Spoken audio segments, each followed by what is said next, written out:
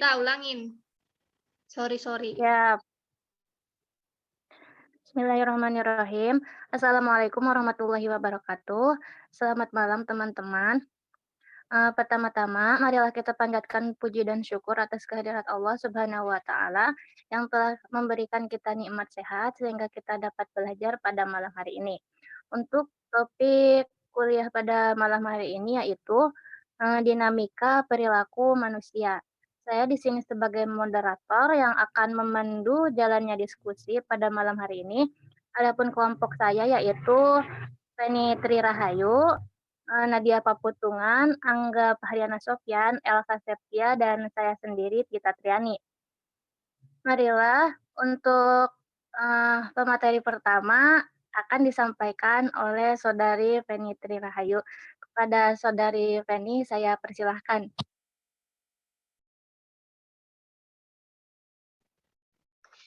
Baik, sebelum memulai presentasinya, saya ucapkan terima kasih kepada Saudari Tita Triani selaku moderator, juga kepada Bapak Yudi Firmansyah SPD MPD selaku dosen pengampu mata kuliah Psikologi Pendidikan, yang pada pertemuan kali ini beliau tidak bisa mengikuti Zoom kita hari ini. Dan teman-teman sekalian yang sudah hadir pada pertemuan kali ini, saya ucapkan terima kasih. Nah, sesuai judulnya yaitu dinamika perilaku manusia. Di sini saya akan menjelaskan terlebih dahulu apa itu dinamika perilaku manusia. Nah, di sini dinamika perilaku manusia adalah sekumpulan perilaku yang dimiliki oleh manusia yang mana perilaku ini dipengaruhi oleh adat, sikap, nilai, etika, kekuasaan, persuasi, dan genetika. Nah, manusia adalah mesin yang perilakunya dikendalikan oleh lingkungan. Dalam literatur psikologi, pada umumnya para ahli ilmu ini berpendapat bahwa penentu perilaku utama manusia pada umumnya adalah corak kepribadiannya, yaitu keadaan jasmani, kualitas kejiwaan, dan situasi lingkungannya. Psikologi memberikan sumbangan terhadap pendidikan, karena subjek dan objek pendidikan adalah manusia.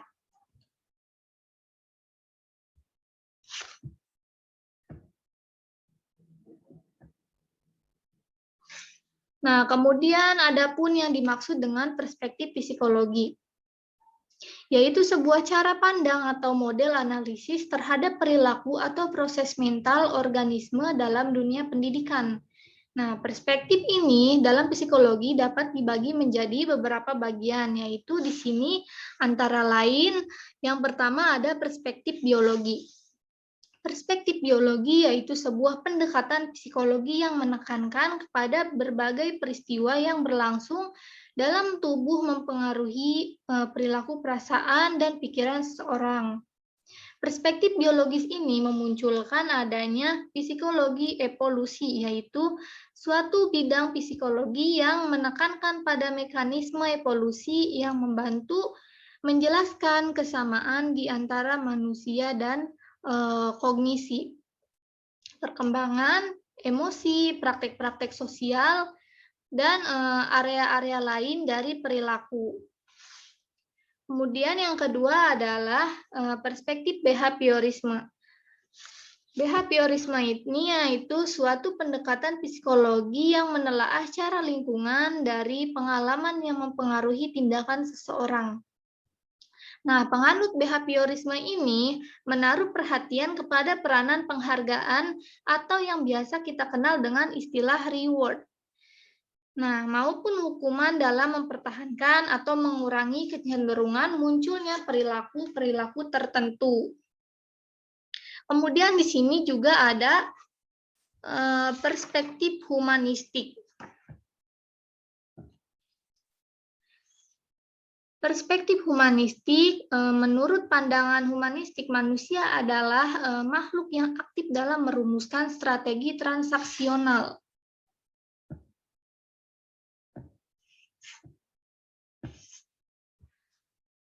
Saya ulangi, menurut pandangan humanistik, manusia adalah makhluk yang aktif dalam merumuskan strategi transaksional dengan lingkungannya. Nah, perilaku manusia ini berpusat pada konsep dirinya yang berupa persepsi manusia tentang identitas dirinya sendiri, yang bersifat fleksibel dan berubah-ubah. Nah, selain itu, perilaku manusia juga didasarkan pada kebutuhannya dalam fungsi untuk mempertahankan, meningkatkan, serta mengaktualisasikan.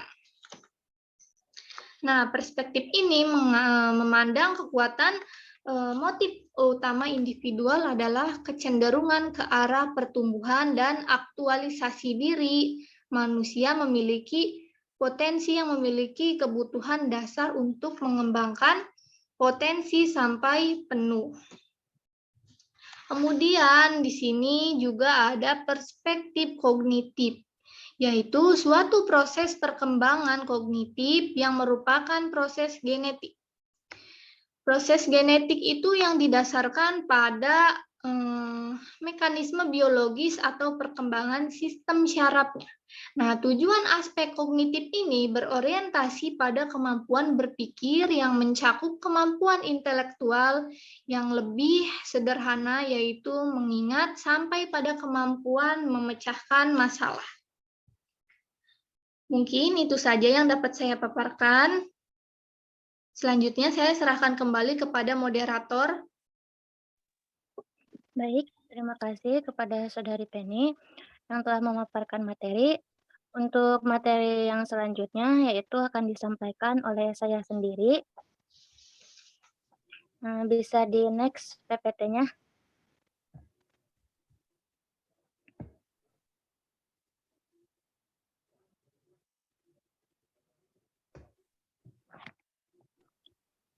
Baik, di sini saya akan menjelaskan mengenai pengertian motif dan motivasi.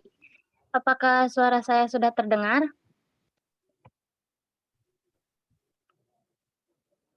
Baik, mungkin sudah ya. Ya, terima kasih. Pengertian motif dan motivasi. Motif adalah dorongan yang menggerakkan seseorang bertingkah laku dikarenakan adanya kebutuhan-kebutuhan yang ingin dipenuhi oleh manusia.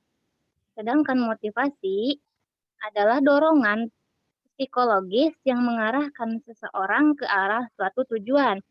Atau dengan kata lain, motivasi ialah suatu proses untuk menggalakkan suatu tingkah laku supaya dapat mencapai maklumat tertentu.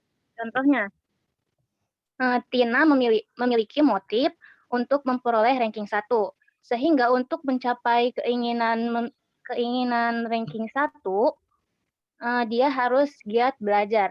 Nah, giat belajar merupakan proses atau motivasi.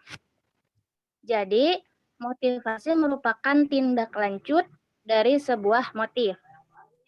Motif dan motivasi saling berkaitan. Jika motif seseorang menurun, motivasi dapat dibangkitkan dengan kekuatan eksternal, baik dari support keluarga, teman, maupun yang lainnya. Sehingga kita dapat termotivasi kembali dan bangkit untuk mewujudkan apa yang menjadi tujuan kita. Sekian yang dapat saya sampaikan. Selanjutnya saya persilahkan untuk memaparkan materi oleh Saudari Nadia Paputungan. Baik. Apakah suara saya sudah terdengar? Iya. Ya. Baik. Selanjutnya adalah jenis-jenis motif. Motif ketika berkomunikasi. Motif informatif yaitu untuk memenuhi kebutuhan akan ilmu pengetahuan. Kedua, motif hiburan yaitu untuk mendapatkan rasa senang. Ketiga, motif pelarian merupakan motif pelepasan diri dari rutinitas, rasa bosan atau ketika sedang sendiri. Keempat, motif integrasi personal untuk memperteguh status kredibilitas, rasa percaya diri, dan lain-lain. Keempat, motif integratif sosial, untuk memperteguh kontak sosial dengan cara berinteraksi dengan keluarga, teman, dan orang lain.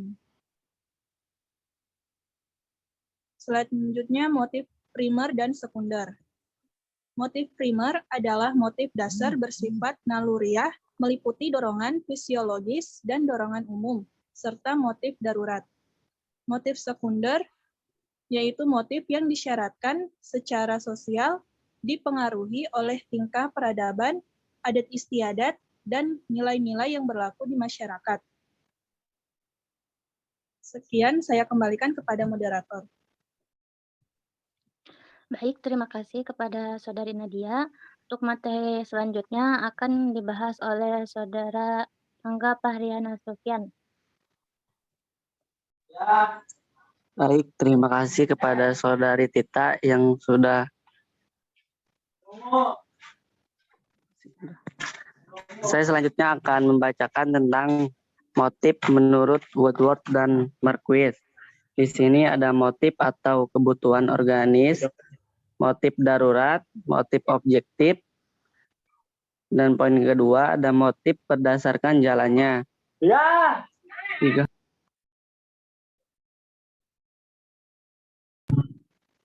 Motif intrinsik di sini keterangannya tidak perlu dirangsang dari luar. Poin B ada motif ekstrinsik disebabkan pengaruh rangsangan dari luar. Motif berdasarkan isi dan persangkut pautannya. Ada motif jasmania, refleks, dan insting. Ada poin B, ada motif rohania dan kemauan. Selanjutnya.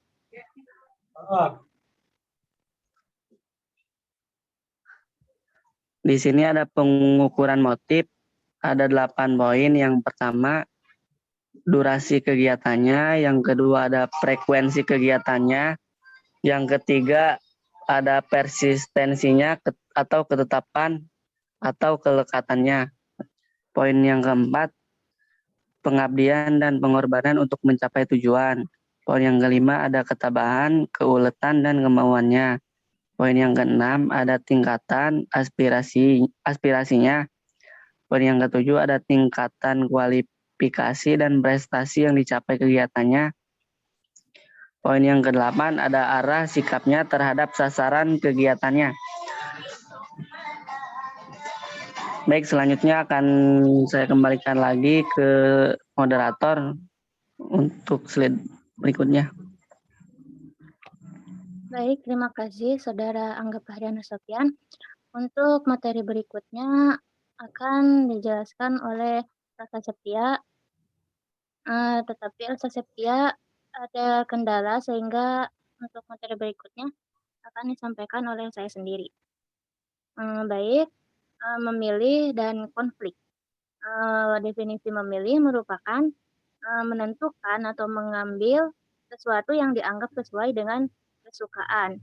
Sedangkan konflik, secara etimologi, konflik berasal dari kata kerja Latin yaitu kon, yang artinya bersama, dan trigger, yang artinya berbenturan atau bertabrakan. Secara umum, konflik merupakan suatu peristiwa atau fenomena sosial di mana terjadi pertentangan atau pertikaian baik antar individu dengan individu, individu dengan kelompok, kelompok dengan kelompok, maupun kelompok dengan pemerintah. Next.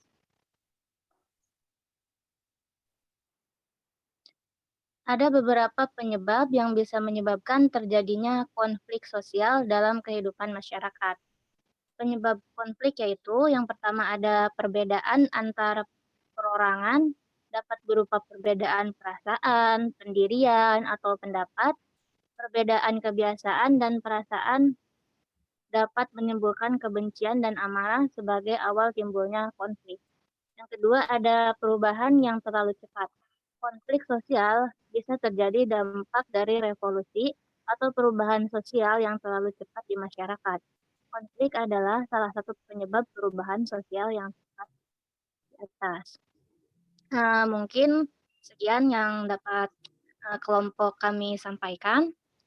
Sekarang akan dibuka sesi tanya jawab. Apakah ada yang mau ditanyakan?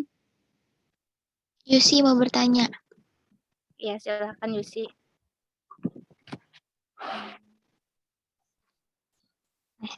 Assalamualaikum warahmatullahi wabarakatuh. Waalaikumsalam warahmatullahi wabarakatuh. Di slide yang perspektif psikologi, di situ kan ada perspektif humanistik. Nah, menurut perspektif itu adalah manusia adalah makhluk yang aktif dalam merumuskan strategi transaksional dengan lingkungannya. Nah, maksudnya itu apa gitu? Maksudnya tindakannya tuh seperti apa gitu? Bisa lebih dijelasin nggak apa gitu yang dimaksud dengan merumuskan strategi transaksional dengan lingkungannya? Nah, itu maksudnya contoh tindakannya itu seperti apa gitu. Terus yang di jenis-jenis motif, Yusi pribadi masih belum ngerti untuk yang motif pelarian. Maksudnya motif pelarian itu kayak gimana gitu. Soalnya tadi agak kurang jelas dijelasinnya. Oke, terima kasih. Ya, terima kasih Saudara Yusi telah bertanya. Ada lagi yang ingin ditanyakan? Assalamualaikum. Waalaikumsalam warahmatullahi wabarakatuh. Ada suaranya nggak? Ada. Oke, Tiara izin bertanya ya. Kan tadi udah dijelasin nih di slide 1 yang dibahas oleh Penny. Nah, izin bertanya, pertanyaannya, bagaimana contoh interpretasi seperti apa dari perspektif kognitif yang tadi dijelaskan oleh Penny?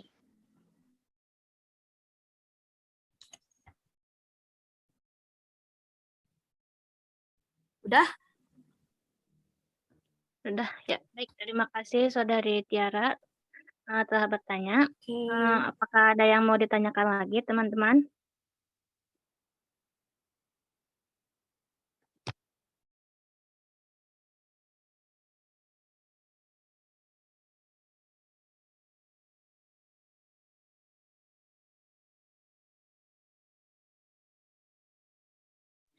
Baik, mungkin cukup ya untuk pertanyaan ada 2 orang. Mohon ditunggu, kami akan berdiskusi terlebih dahulu.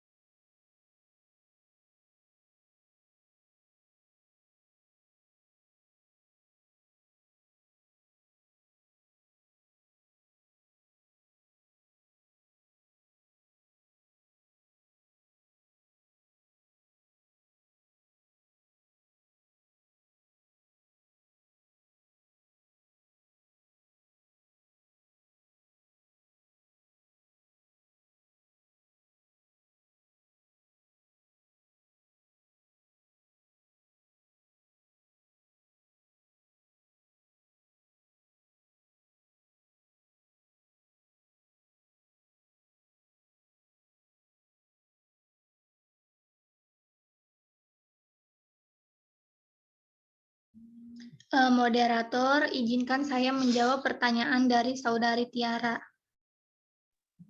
Baik, silakan.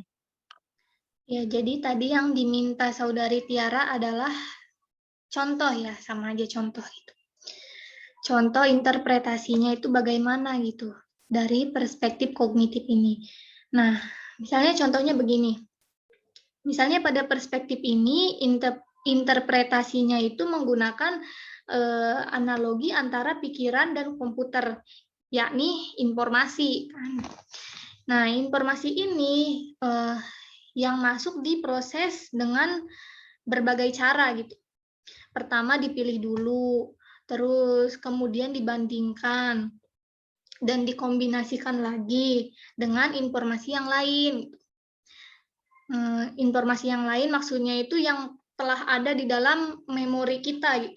Kemudian ditransformasikan, disusun kembali dan seterusnya. Nah, misalnya nih dalam analisis tentang respon, jika seseorang dicemooh oleh orang yang tidak dikenal, orang yang dikenal, dan orang yang pernah menyakitkan.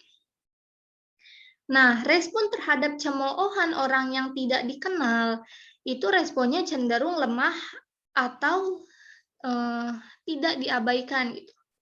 Kemudian berbeda dengan respon terhadap cemoohan orang yang sudah kita kenal, sudah dikenal, cenderung lebih kuat atau lebih agresif daripada respon kepada yang tidak dikenal. Kemudian respon terhadap cemoohan orang yang pernah menyakitkan bagi kita yaitu cenderung lebih agresif dan lebih kuat lagi daripada respon kepada yang tidak dikenal ataupun dikenal saja. Nah, ini bisa terjadi karena pengetahuan yang ada di dalam kognisi itu yang disebut dengan struktur kognitif. Ini menurut istilah dari Piaget, yaitu istilah tidak dikenal, istilah dikenal, dan pernah menyakitkan. Nah, yang mengendalikan perilaku organisme itu ya ini contohnya gitu. Nah, mungkin segitu saja jawaban saya atas pertanyaan Tiara. Mungkin ada yang mau menambahkan atau ada yang mau mengoreksi jawaban dari saya. Sekian moderator.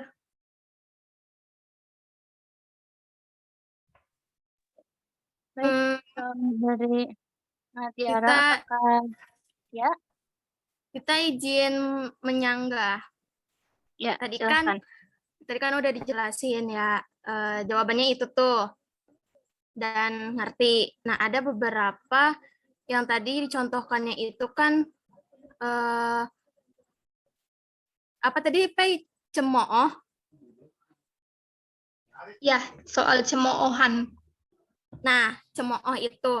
Nah, bagaimana cara mengatasi orang yang cemoohnya itu lemah gitu? Maksudnya orang yang tidak dikenal gitu. Soalnya aku ngambilnya dari istilah Piaget, itu teh contohnya, contoh interpretasinya. Iya gitu, maksudnya dari si orang yang lemah itu gimana sih cara mengatasinya gitu.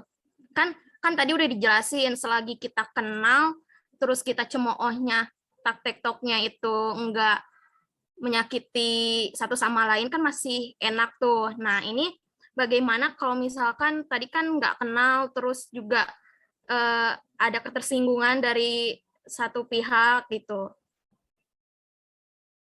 Paham nggak? Ini kayaknya hubungannya lebih ke humanistik, bukan kognitif lagi. Soalnya di humanistik itu ada yang namanya mekanisme stimulus sama respon. Nah, di situ dijelasin juga bagaimana cara kita menuangkan apa yang ada di pikiran kita sama itu cara kita merespon hal-hal seperti itu, Ra. Tapi sebentar ya, saya coba jawab. Tunggu. Oh, berarti dari yang tadi itu, oh oke. Paham. Iya, jadi ada keterkaitannya sama perspektif Humanistik. dari humanistik ya gitu. Oh, oke. Nah, gitu dong. Oke, makasih Tita, Penny, Ya mungkin sama ini kelompok. nggak detail banget ya soal perspektif psikologi, soalnya di sini yang poin-poinnya itu lebih ke motif sama motivasi ya, Tita ya. Ya, Jadi betul. hanya dasarnya saja kelompok kita membahas perspektif itu tidak mendalam gitu. Jadi lebih mendalam ke motif dan motivasinya sesuai yang ada di RPS. Oke, makasih.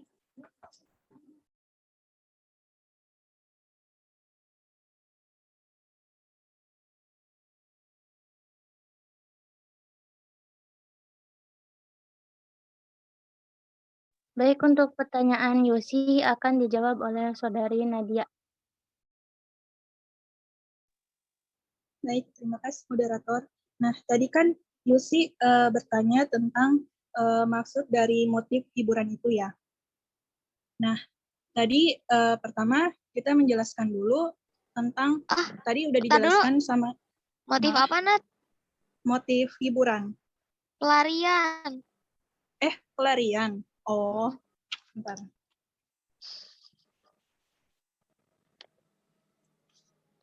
Oh iya. Sebentar ya, Yusi.